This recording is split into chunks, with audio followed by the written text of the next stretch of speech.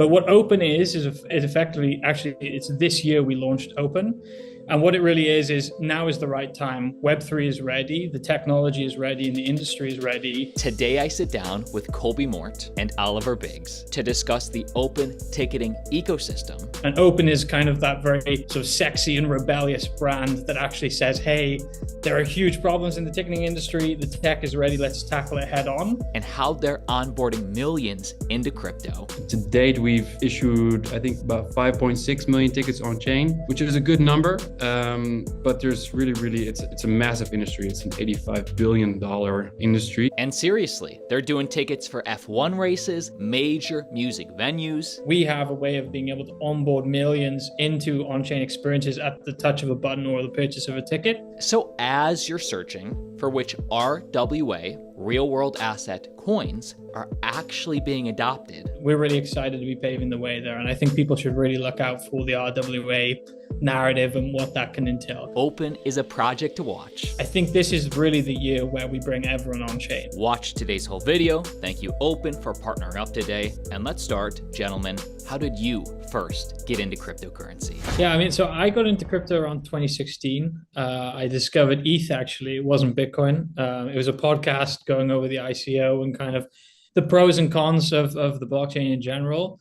But I have a kind of a very nerdy background with growing up with RuneScape and really kind of knowing digital economies. I immediately sort of, my ears pricked up and I got in that way. And then, basically just really dived headfirst into the ecosystem, met these lovely chaps at Open. What I really liked was it was very grounded in reality. It's a very Dutch thing, actually. At the time, there was lots of buzzwords, 30,000 TPS, etc.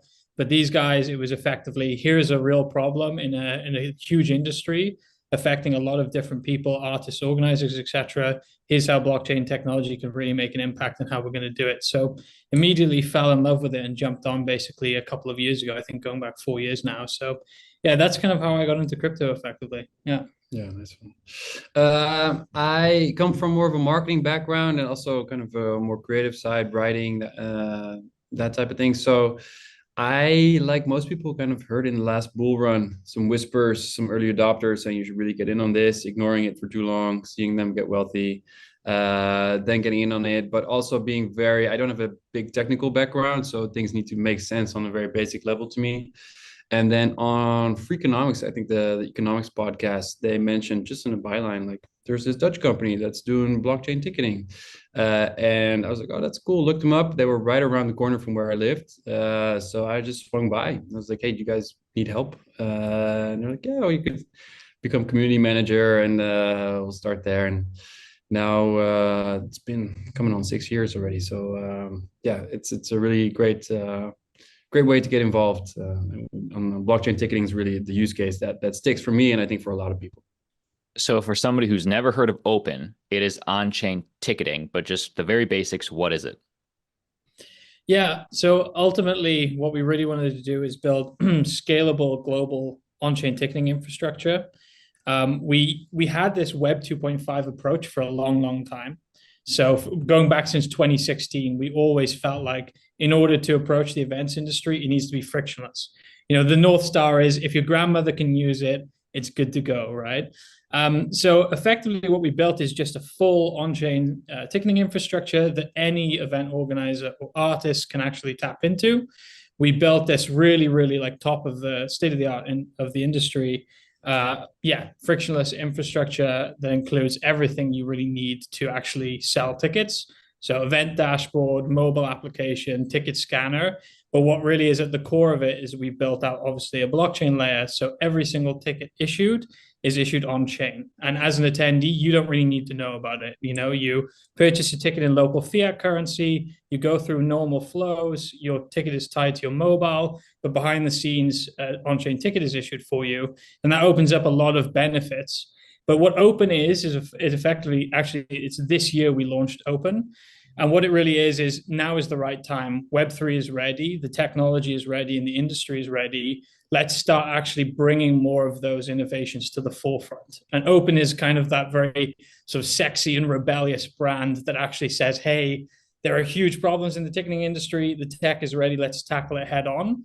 So we're really trying to peel back the layers and actually expose a lot more of those benefits for everyday people, for organizers and artists, which I'm sure we'll touch upon. But yeah, that's what Open is in a nutshell. It's an ecosystem of builders, of ticketing integrators, of independent artists and organizers who can really benefit from on-chain ticketing that we've built over the years.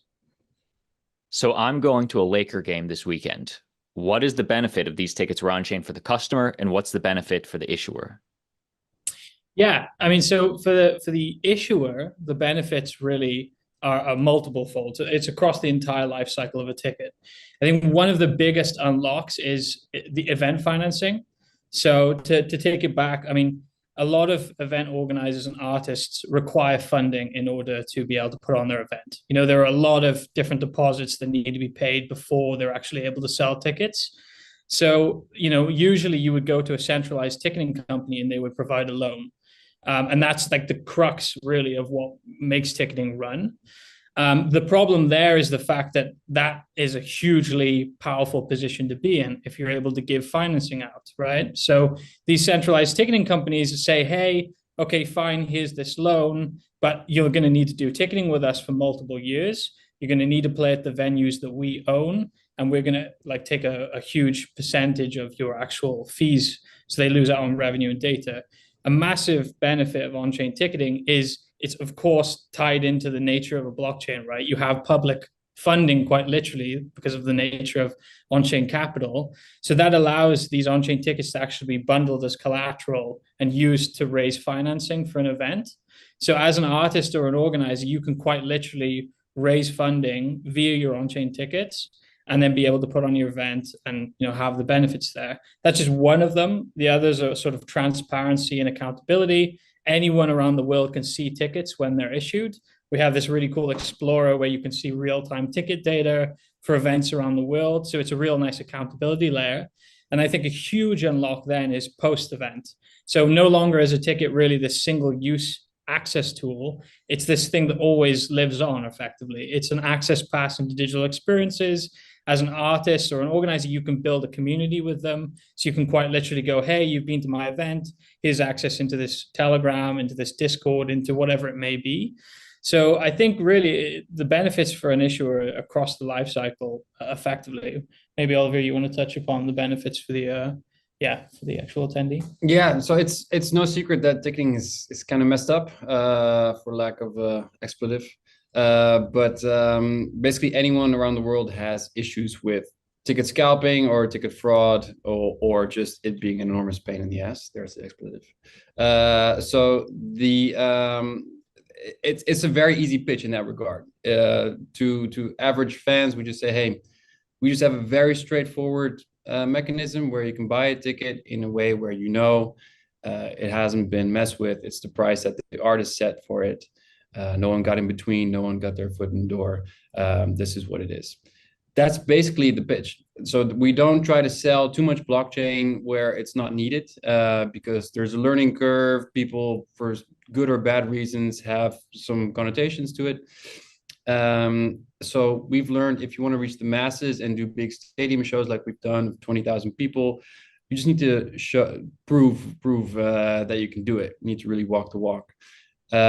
So simplicity is key. So we really put a lot of time in creating an environment that's super straightforward, makes sense, and after a while, when people and artists and organizers have a great time, have a good experience for a long time, they see all the data they're collecting, they have a very straightforward revenue process, then they actually get interested in like, hey, what's this about? Say, oh, we will build this blockchain infrastructure and here's how we do it. And then they actually really, then they come on board with the tech side of it.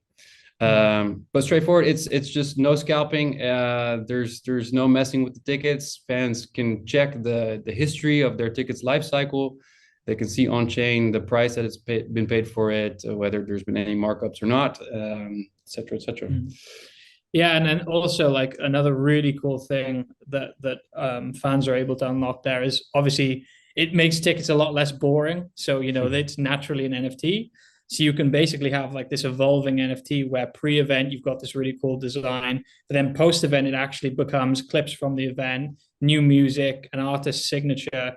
We actually did that with the really cool Irish up and coming singer-songwriter Dermot Kennedy. He did this really cool busk in Edinburgh, and anyone who came along, they were able to get like a footage of him singing. He released some new music that he dropped as the ticket, and then signed each one of them. So it's a really nice memento, effectively, that kind of, yeah, isn't something you throw straight into the trash when you've used it. Yeah, we got a ton of cool examples like that. Like we ticket the Dutch basketball champion here. So for your Lakers example, what we do with them, we do dynamic NFTs that first are just the cover image for the game. So you see the two teams. And then post game, we update the image to show a highlight of the game, and then it reflects the score. It gets a green grading if it's a win, et cetera, et cetera. So fans really collect all those memories very tangibly. And in 5 years from now, you'll remember whether you were in attendance for the championship game, or you'll be able to see, oh yeah, that was that game. And they could even unlock benefits 5 years down the line as well, right? Yeah. Like if you were at that winning game, then you get access to a ticket shop or a meet and greet, whatever it may be. So yeah, it's endlessly accessible. To me, on-chain ticketing seems obvious. It seems it's needed. It's going to happen. I totally understand the value add. The question is, who's going to do it? What's the company to do it? You gave 2 great examples. Like, what else is the track record? How have you been used thus far? So, I would say, unfortunately, are the market leader. And I don't say that to brag, but we really see it as rising tides lifting all boats. So we are really rooting for anyone that's supporting this use case, or that's trying to boost it. So since our beginning, we have tried to keep score. We counted about 170 Web3 ticketing projects. I don't think there are many left on that list. That is because breaking into the actual Web2 world is tricky for a bunch of reasons. Some are very Puritan about the on-chain part, which is great, and we are as well, but it's really tough to make the connection to the average event organizers and have them trust you with their business, which is what it comes down to at the end of the day. So it's tricky. It requires trust. It requires building relationships. It requires, making the tech accessible in ways that requires a lot of heavy lifting initially. So we did a lot of that heavy lifting over the past 6 years, where we feel we have a pretty robust tool stack now that can be put into the hands of independent artists, but also really the bigger ticketing companies that want to kind of dabble, because we've seen a lot of really big companies show a lot of interest in Web3, but they might be conservative because they don't want to throw all their tech out that they've built over the last 20 years, which is understandable. And B, there's still a reputational thing to be considered, so they don't want to run any risks. So that's why we have integrations as kind of like a Lego block dynamic. So we offer really entry levels for any type of organization or artist. So it can be a massive stadium, which we ticket, but it can also be maybe an existing ticketeer that just wants to put an allocation of their tickets on chain and kind of see what that looks like and see how people interact with them. So I think that kind of wider palette of business options and lower thresholds is what's going to drive the adoption. To date, we've issued, I think, about 5.6 million tickets on chain, which is a good number. But there's really, it's a massive industry. It's an $85 billion industry. So there's really a big way to go. And that's why we are totally not tribal. So we really we really see this as the use case that's also going to drive wider Web3 adoption. We really want to work together with the brightest minds in the space. Anyone who sees this use case, like you said, a lot of people really understand it, say like, oh, that makes sense for NFTs, that makes sense for on-chain, for Web3. The potential is there, and we really feel that through collaboration, we're going to get there. And especially recently, we've seen a lot of cool collaborations pop up. We're working closely with the people at Base, who support also the rebrand, and kind of we're going to bring tickets there as well as our token. But we're also talking to the Solana Foundation, who've been awesome. So we really want to spread it out wide and get as many people on board with the mission as possible. Mm-hmm. Yeah, and to touch upon sort of past clients, we've been really lucky to kind of work quite broadly across music, sport, and theater even.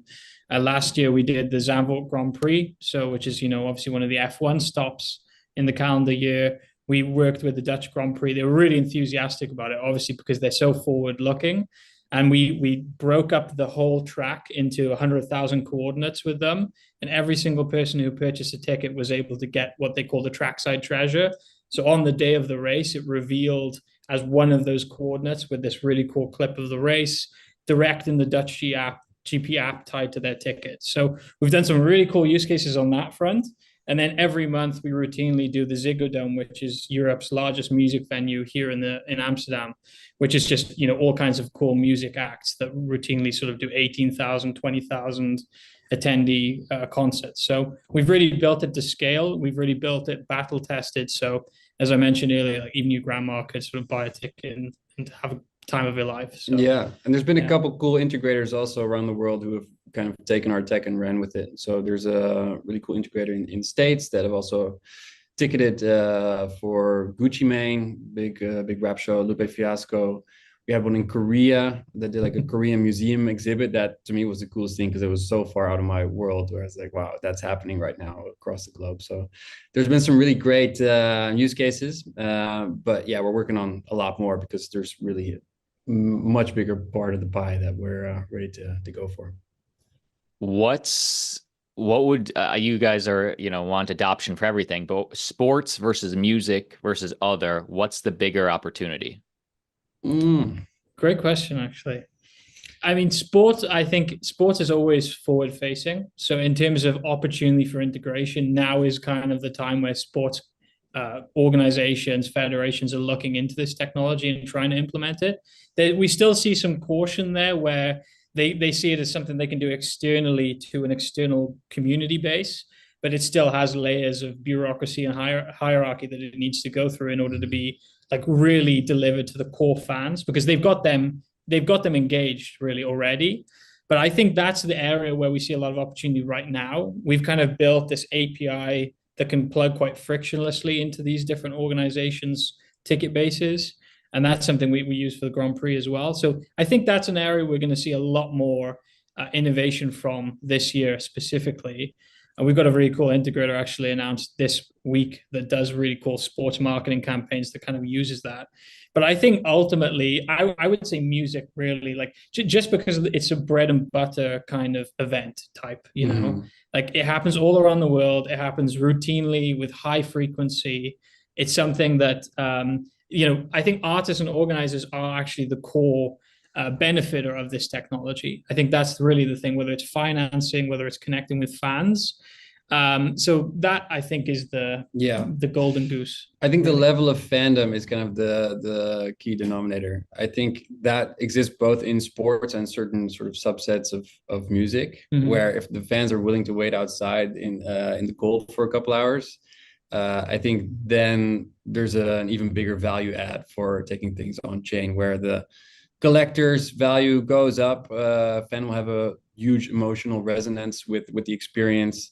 And then also that's when you see the biggest issues, like around Taylor Swift, like all the dramas around that. That's when the most money gets eaten up by scalpers, or that's when people get duped because the demand is so high that it gets a little testy. So I think anywhere where the fan creator connection is at its highest, that's where the biggest value lies for putting things on chain.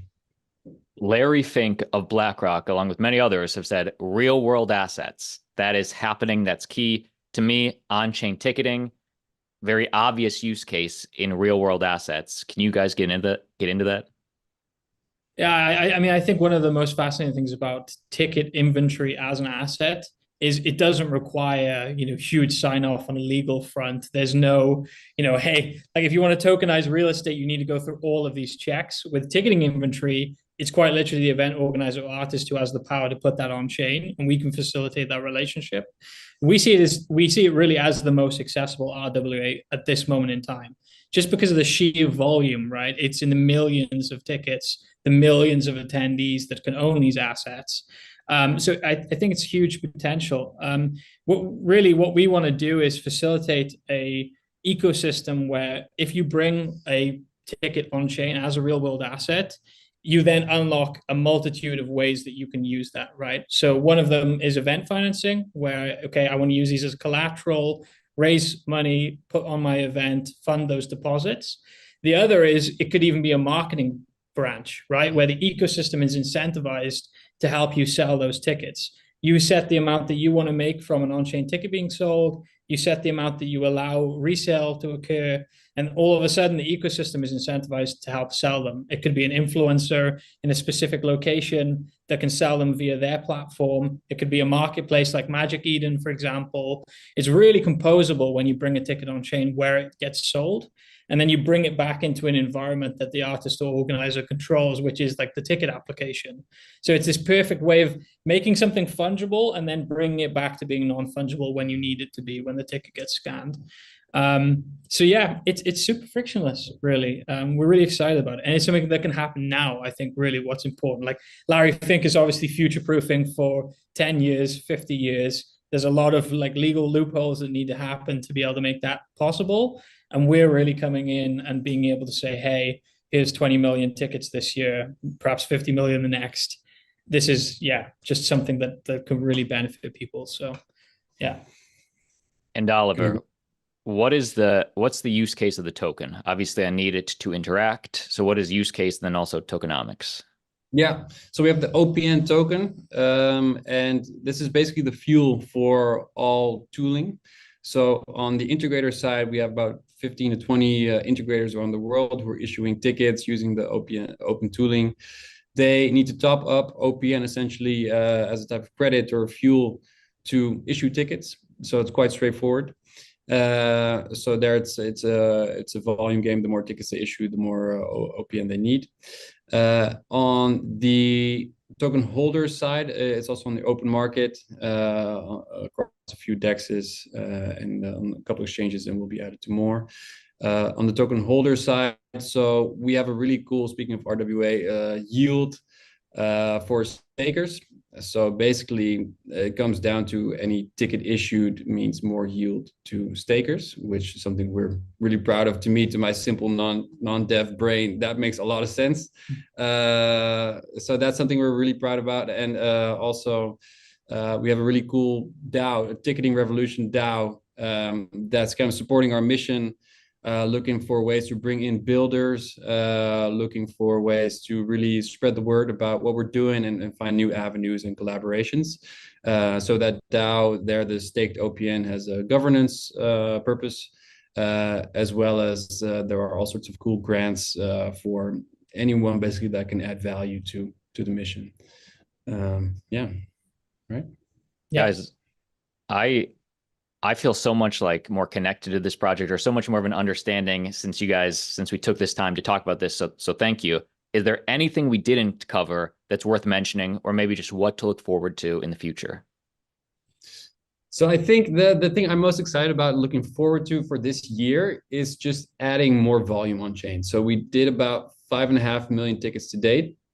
We've got a couple of really big deals with some really big organizations that are looking to go from 0 to 1 basically on chain ticketing. It takes quite a while to get them to do so. Sometimes they're concerned or they have hesitations, but we have a track record now where we can point to, where we say, hey, these are the value adds that we're bringing to you.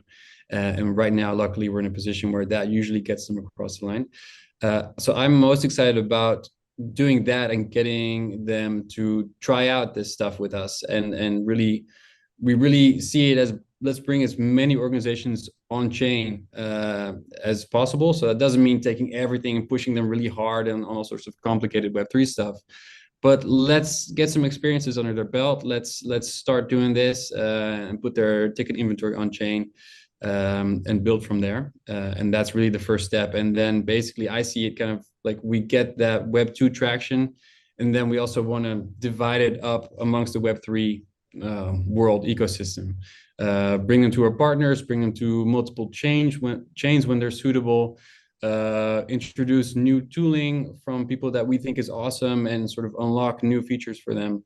So that's sort of that growth is really, we're looking to project about 20 million tickets on chain for this year alone. So we're really stoked about that development. Mm-hmm. Yeah, and then for me, I think what Oliver touched on with the multi-chain aspect, you see a lot of blockchains out there, a lot of infrastructure has been built, and there's simply not enough users to use those pieces of technology, right? So we see ourselves as an app layer for hire, like really, like putting it bluntly, there are lots of different blockchains we'd love to work with. We have a way of being able to onboard millions into on-chain experiences at the touch of a button or the purchase of a ticket. And we're going to be able to do that like this year. So yeah, whether it's an EVM compatible chain or others, we really want to be able to bring users on chain and help these infrastructure layers out. So I'm really looking forward to that specifically. Yeah. This is great, guys. And at this Laker game, I'm going to ask them about on-chain ticketing, and we'll see what Please do. Yeah. the random lady that's not in charge says. But cool, guys. This was awesome.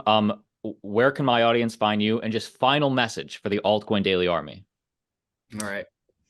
Go for Yeah, it. so I'll say, so to find us, the best place is on open.xyz. Specifically, to get a good ecosystem overview, it's on open.xyz/portal, or click the sort of enter the portal on the website. That really just gives a great overview of here's where you can find the token, our community docs, our DAO, etc. And yeah, I want to kind of impart the message of, I think this is really the year where we bring everyone on chain, right? Whether it is financially, whether it is through events. I think this is the year of consumer crypto, and we're really excited to be paving the way there. And I think people should really look out for the RWA narrative and what that can entail, because it's very exciting. And it's finally, I think, benefiting everyone around the world, like how people envisioned all the way back when Bitcoin was created. So yeah, really excited. Yeah, not much more to add. I think we're on X/Twitter also on OpenXYZ. I think I'm really proud of the community that we have. We have quite a vibrant community, and there's really kind of an avenue for everyone to get involved. So if you're a builder looking to build some cool stuff, or you have ideas around this use case, maybe some prototyping, or maybe some real tangible things that we could put into the field tomorrow, we have grants, we have places for you to develop these ideas.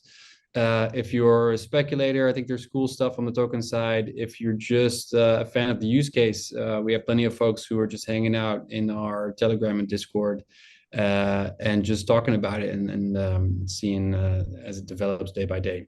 So we'd really love to have you. Yeah. I just followed you on Twitter, so I'm looking forward to it.